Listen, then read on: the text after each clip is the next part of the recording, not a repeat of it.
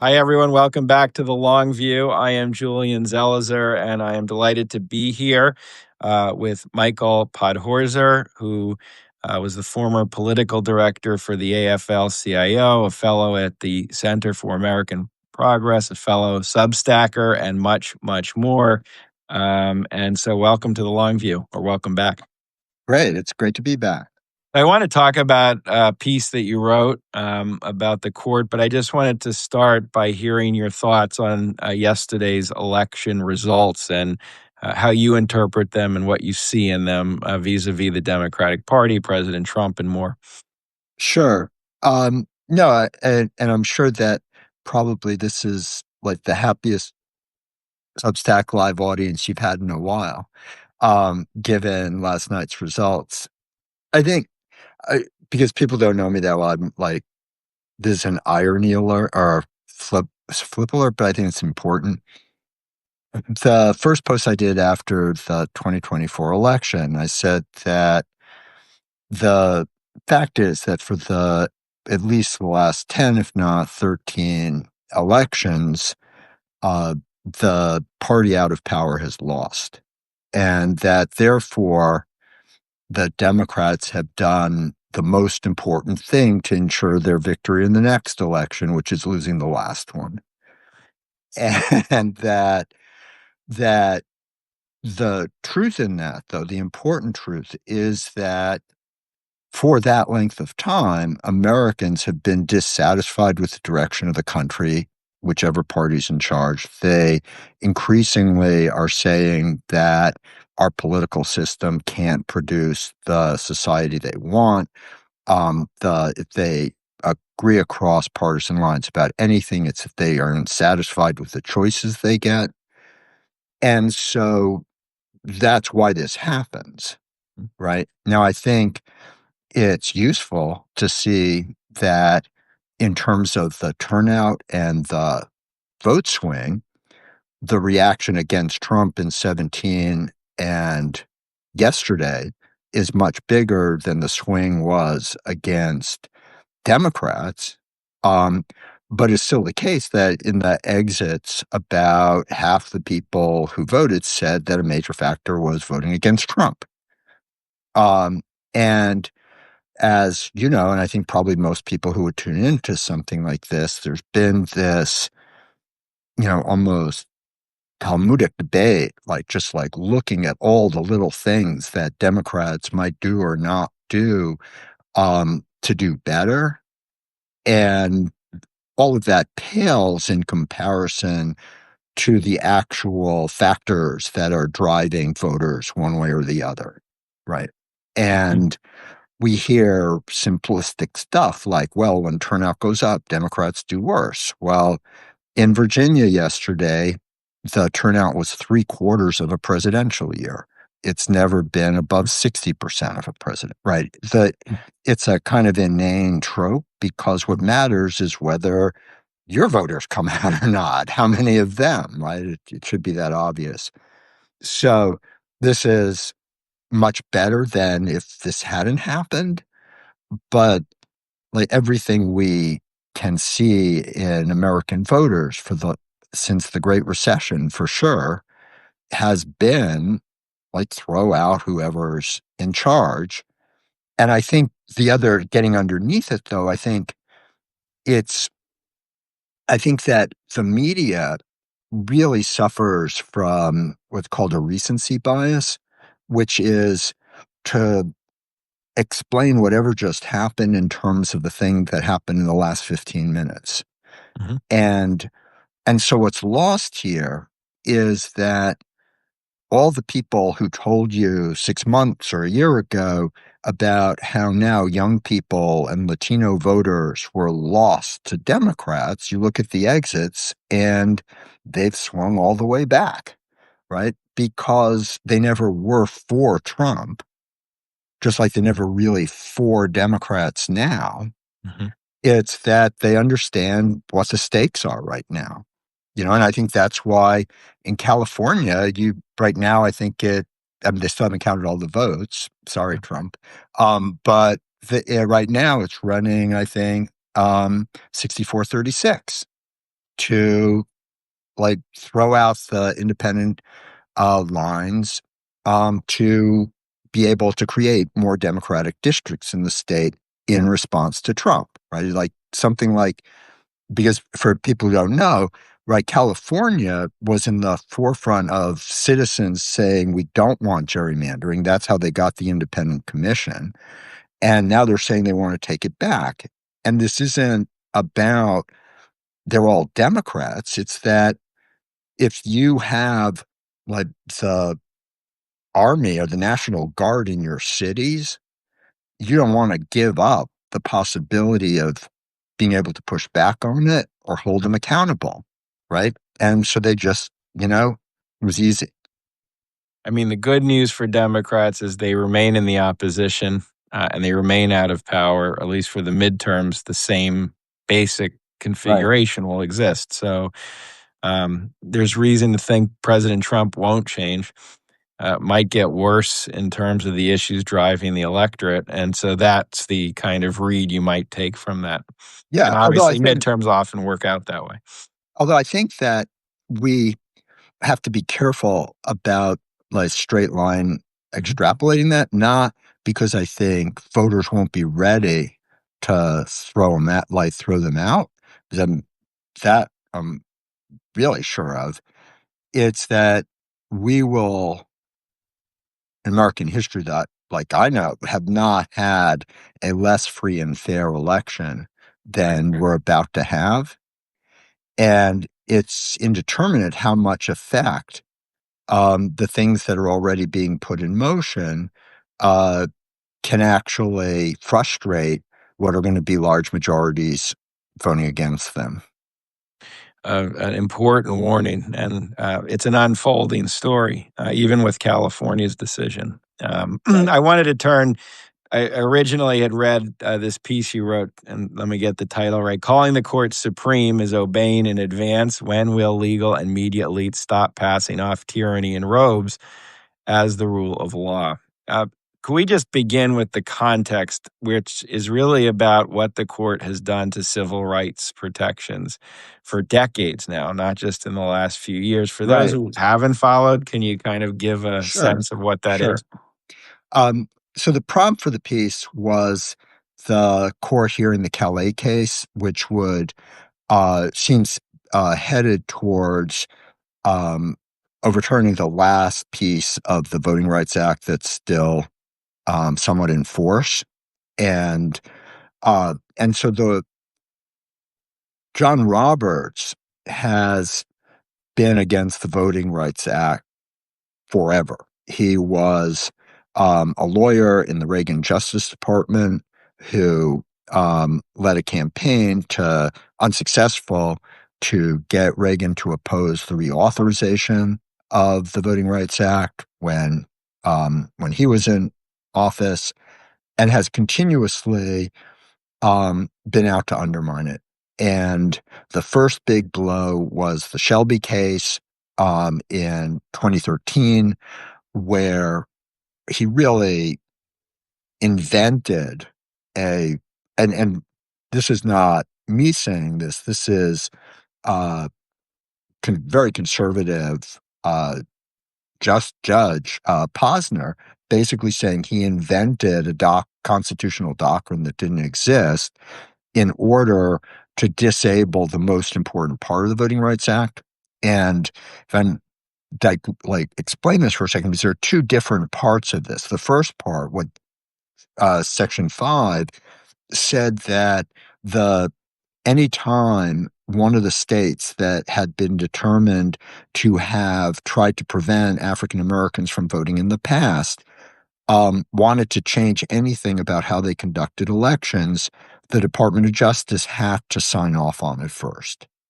And in that way, it was the most significant step towards civil rights and democracy, probably of any act passed in American history, because it was saying that even if a duly elected, say, Alabama legislature wanted to do something, they had acted in such bad faith for so long that it still needed to be pre-approved.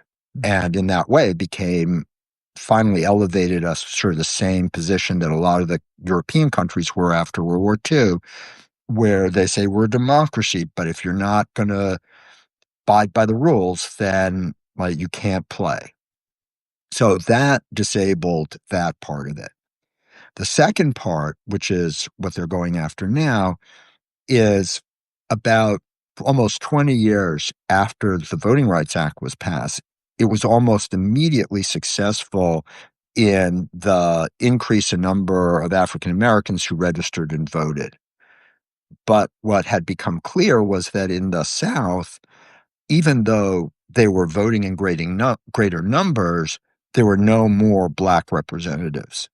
And the reason was that the lines that were the district lines broke up African American communities so that they dispersed African American voters into districts where they couldn't actually vote for the candidate representing their interests. In 86, there was a case that said, in fact, that violated the Voting Rights Act, and that's what is at stake now. And if the the now the way the media reports is sort of if the court throws it out, then the southern legislatures will be able to get at least a dozen more Republican districts in southern states. It's actually right now we're in a trickier situation because that's if those states wait to see what the Supreme Court does, what Roberts does. They could very well just decide to do it and wait for us to sue them, right? And so it actually is like more urgent and immediate than the way the coverage is going. So with all of that, the point that I wanted to make in this piece is that like inevitably when people talk about what the Roberts Court does, they say the Supreme Court did X. And what we don't understand when we do that is, I actually think, obeying in advance, because what we're doing is saying that what the word Supreme Court used to mean, which was like a good faith effort to do law, is what this is. And it just isn't, right? And you Yeah. have that, I mean, you have that chart that shows the partisan connection of Yeah. justices and that it's higher than it's ever been. Can you explain that? Yeah. So to be clear, this, as many people probably who follow you would know, there have been a lot of bad Supreme Court decisions in American history, but they have almost entirely been like of the moment, like the Japanese internment, right? It wasn't like the court had been stacked with people who wanted to put Japanese people in internment camps, right? They really made a bad call.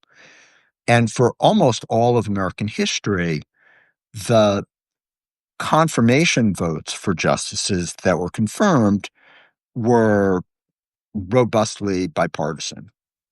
And that's why, like, we haven't seen the kind of remaking of the law, like by edict, that we've seen with Roberts, right?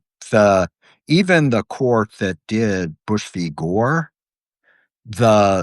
almost all the Republican appointed justices were confirmed with a majority of Democratic votes as well as Republican votes.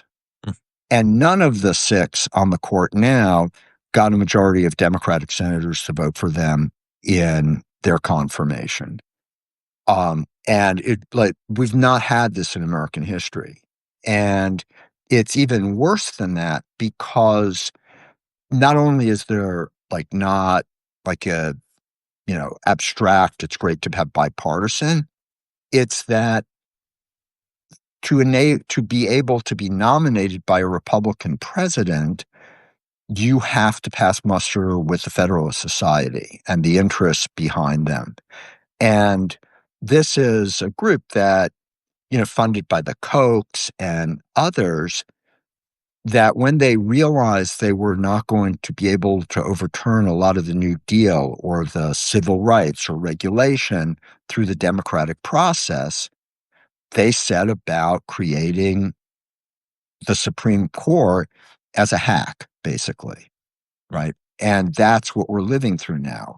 And I think if you think about other countries that have like been in this kind of trip, potential to go from democratic to authoritarian, if you don't use different words for the institutions that once were democratic, you're basically saying it's the same thing and you got to just roll over and accept it, Mm. right? And I think if we can just start using more accurate names for what happens after Trump or the Federalist Society, whoever captures it, will be better able to withstand what we're going through. And you point out in the article, there's some very conservative justices and legal minds who are raising this critique as well, that it's not all coming from Democrats and Oh, all. no, no, and that's why I hope people look at it, because the this really is unprecedented in a way that, it really, obviously no precedent. But I think sometimes people will come back and say, well, what about Brown versus Board or other big cases that really changed the law? And what I point out there is, first, the Brown was not decided by a court packed by the NAACP, right?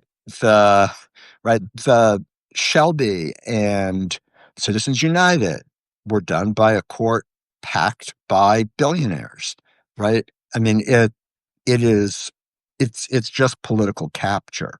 And the second thing is that almost every one of those other, kind of, well, you liked it when the liberals did it, were either unanimous decisions by the court or they were 7 or 8, and always had bipartisan appointed justices. Because until Roberts, it was just taken for granted that for the court to play its proper role and have credibility, when it did something controversial, it had to show that it was reasoned across all those spectrums.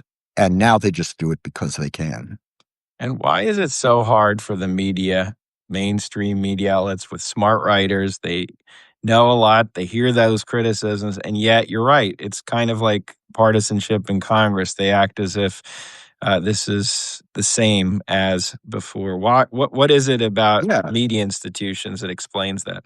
I think there are a few things. I think, and different factors in different places. I think part of it is that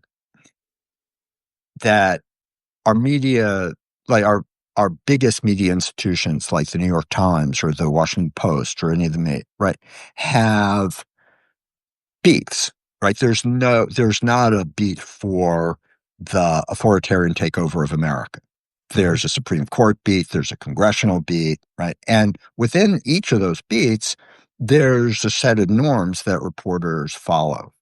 And it has long been the case that, like, to have an authoritative opinion about anything about the Supreme Court, you talk to lead, very respected legal scholars or people who clerked at the Supreme Court. But it you really don't talk to someone who, you don't hear the voice of people who look at what the court does, as opposed to, like, at Harvard Law, what they say about the statute, Mhm. right? And so that's part of it. Right. I think another part of it is what's been the to go back to the Voting Rights Act, I think, is that, and this is why I think it's so important to do, is that once you are plain and honest about it, then you create the presumption we should do something about it, right? And, like, going up until we got the Voting Rights Act, for the most part, people would not call out Southern Jim Crow states for what they were. But once they did, right, that really contributed to the idea, well, we better do something about it, right? And I think our media just doesn't want to break glass, and that's sort of how we got here.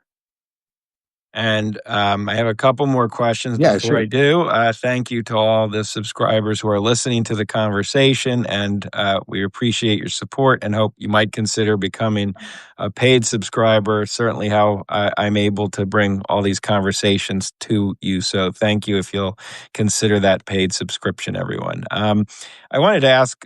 The Bush v. Gore kind of is a starting point in your piece, which I think a lot of younger people have not been made aware of the significance. Is that when this kind of media framing story started in some ways, not totally capturing what happened then and the changes that were Right, underway? right. I think at that point, the fact that Al Gore immediately um, conceded and asked everybody, because I was like there literally, and we were not ready to sort of give up. But once he did, he was saying, no, no, no, it's better for the country. I think that one hasn't aged well.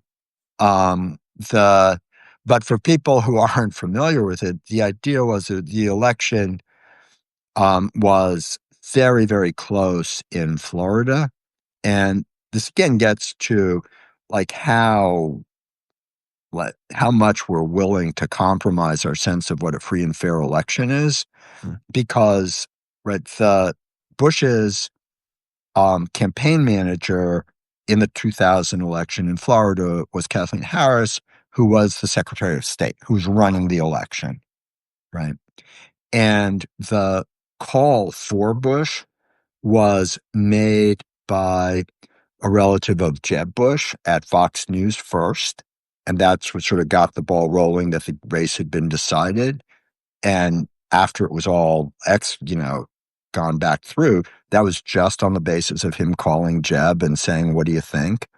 And Jeb saying, "Yeah, he's got it." And that's like in Jeffrey Toobin's book. It's in it's well reported. And what happened though was that because it actually was very close, there were a lot of recounts, a lot of lawsuits going back and forth, and until that point, the Supreme Court had always been very, very reluctant to intervene in cases that should be controlled by state constitutions and state judiciaries, because each state gets to decide how its elections are done. And so at first, when the Bush team, which importantly included Roberts, Kavanaugh, and Barrett, nothing to see there, were surprised that the Supreme Court decided to take the case. And then Scalia, who is one of the founding legal lights of the Federalist Society, really pushed to decide the case. And so what they decided was that even though the recount that the Florida State Supreme Court had ordered was well underway, that the Scalia and the other four, it wasn't fast enough, and that they should just stop counting. And at that point, Bush was ahead by, I think, 537 votes and became president. And that really is the beginning of all of this. And the final question I want to ask is how Yeah. should reporters write about the court? What language should they use? How Yeah. should they frame it? What would be a path forward that you think is more constructive? Well, I think I started with the Calais case, and I think in the universal headline was a version of Supreme Court poised to weaken the Voting Rights Act. And at a minimum, Republican justices set poised to enable Republicans to gain more districts would be a more straightforward and honest telling of what was going on. But I think that the way reporters should approach covering this court is in terms of the interests that the people who put them there have. So today, for example, the court heard arguments on the tariff case. And here's where I think the frame of will Roberts stand up to Trump, and that this is the only thing to see here is Trump versus Roberts kind of thing, misses that business, which has really that's who they come from, really doesn't like the tariffs either. And so, at least today, the questioning was pretty skeptical of them. And I think it's a danger for reporters to look at it as, well, they stood for rule of law, right? No, like their actual interests were what businesses' interests are, you know. Well, thank you. And I Yeah, thank urge you. everyone to read the piece. It's still on your Substack. Yes. Michael Podhorzer, calling this court supreme is a bane in advance. Thanks for joining the long Yeah. view. Thank you. We'll Take talk to care. you. Bye bye. Bye-bye.